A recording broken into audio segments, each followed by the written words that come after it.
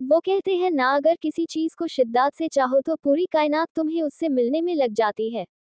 तो ऐसी ही कुछ कहानी है अंजलि और वीर की।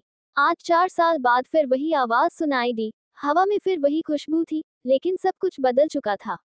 उससे देख के ऐसा लगा मानो जिंदगी मुझसे बोल रही है, तू अभी जिंदा है। तू अब भी ख्वाब देख सकता है। तू अकेला नहीं है अब। लेकिन फिर भी मन में कहीं डर था कि कहीं ये सपना तो नहीं है जो आंख खुलते ही टूट जाएगा। मन में हजार सवाल चल रहे थे कि तभी वो सामने आग बोली, हाय कैसे हो। मैं तो उससे बस देखता ही रह गया। वो फिर बोली, हेलो कैसे हो, कुछ बोलो। मैं हड़बड़ाहट में बोला, मैं ठीक ही हूँ, तुम जैसी हो। वो बोली, ठीक हूँ। तुम इस कंपनी में जॉब करते हो। मैंने कहा, हाँ। उसके चेहरे पर हल्की सी मुस्कुराहट थी और बोली, मैं आज ही ज्वाइन हुई हूँ, यह आज मेरा पहला दिन है जॉब का। ये सुनकर मानो मेरे अंदर कहीं खुशी की लहर चल पड़ी, लेकिन मैं उससे वो खुशी बांट नहीं सकता था। मैं आज 4 साल बाद उससे मिला था। वो मेरी पहली मोहब्बत थी। हम दोनों साथ में बहुत खुश थे, लेकिन फिर एक दिन आया जब वो मुझसे जुदा हो गई।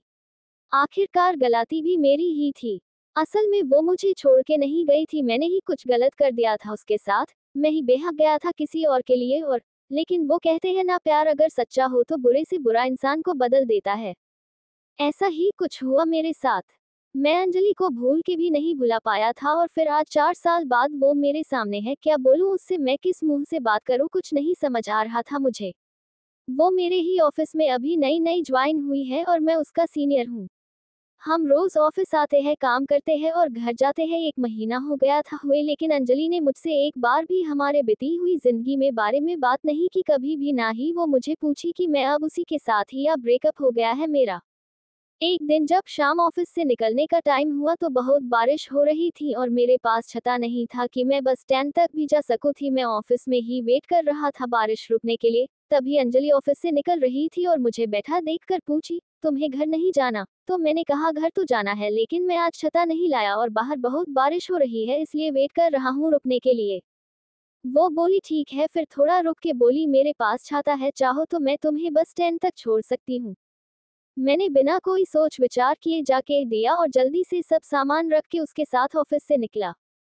बारिश इतनी तेज थी कि हम दोनों भीग गए थे बस स्टैंड आते आते, और बारिश की वजह से बस भी काफी लेट थी। हम दोनों के बीच शांति थी, ना मैं कुछ बात कर पा रहा था ना वो कुछ बोल रही थी। फिर मैंने ही हिम्मत जुटा के पूछा कि क्या तुम्हारी शादी हो गई। वो हंस पड़ी और बोली, नहीं। ये सुनकर मेरे दिल को जो खुशी हुई मैं उससे बता भी नहीं सकता था। फिर कुछ देर बाद वो मुझसे पूछी, तुम्हारी हो गई। मैंने कहा, नहीं। फिर थोड़ा रुककर मुस्कुराते हुए पूछी, प्रीति का क्या हुआ। मैं थोड़ा शांत हो गया और बोला, हम साथ नहीं है। वो कुछ नहीं बोली, बस चुपचाप खड़ी थी। फिर मैंने बहुत हिम्मत जुटा के कहा कि अंजलि मुझे माफ कर देना, मैंने तुम्हारे साथ बहुत गलत किया था। वो चुप ही थी, कुछ नहीं बोली। मैं भी चुप खड़ा था। फिर थोड़ी ही देर में बस आ गई और हम दोनों बस में गए। अगले दिन जब मैंने ऑफिस में अंजलि को देखा तो मुझे उससे पूछना था क्या सोचा उसने, मुझे माफ किया कि नहीं, कैसे बात करूं उससे, यही सब सोच रहा था कि वो मेरे केबिन में मुझे एक फाइल देने आई। मैंने बिना कुछ सोचे उसे बोल दिया कि ऑफिस के बाद साथ में चलना, मुझे कुछ बात करनी है। वो बोली, क्या, हम अभी भी इधर बात कर सकते हैं। मैंने कहा, नहीं, ऑफिस के बाद मिलना। वो बोली, ठीक है, और चली गई। मैं बस इंतजार कर रहा था कि कब 6 बजेंगे कि मैं उससे बात कर पाऊंगा। टाइम जैसे थाम ही गया था। 6 बज गया, सब एक एक करके निकाल रहे थे ऑफिस से। फिर आखिर में मैं निकला और साथ में अंजलि भी थी, वो रुकी थी मेरे लिए। आज फिर हम साथ चल के गए बस स्टैंड, और रास्ते में मैंने उससे पूछा कि कल का जवाब नहीं दिया तुमने। वो शांत ही थी कुछ देर, फिर बोली, किस बात का जवाब, क्या जवाब दूं मैं, गए तुम थे छोड़ के और अब मुझे फिर से वो सब कुछ नहीं चाहिए, तो कोई माफी सवाल जवाब की बात ही नहीं बनती। मैंने उससे बहुत मानने की कोशिश की, लेकिन वो नहीं मानी। 5 महीने हो गए थे हमें एक ही ऑफिस में काम करते हुए, लेकिन हम दोनों ही अब एक दूसरे से बात नहीं करते थे उस दिन के बाद।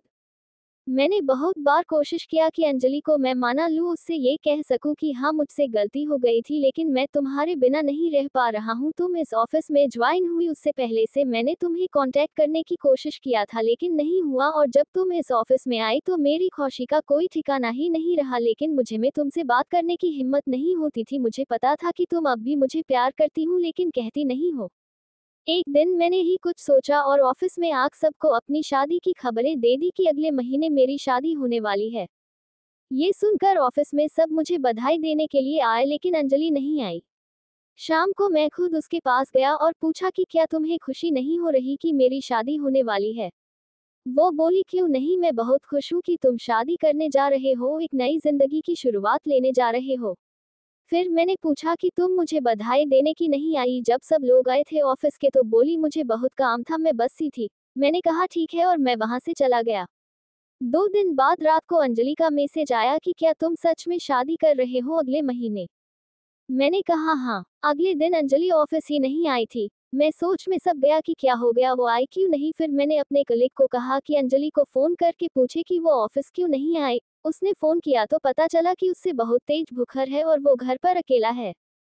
मैं तभी ऑफिस से निकाल गया उसके घर जाने के लिए। रास्ते में मैंने फोन करके उसके घर का पता पूछा और जितनी जल्दी हो सके वह पहुंचा। वहां जा देखा तो वो अकेले थी और उससे बहुत ठंडी लग रही थी, कंबल में सोई थी।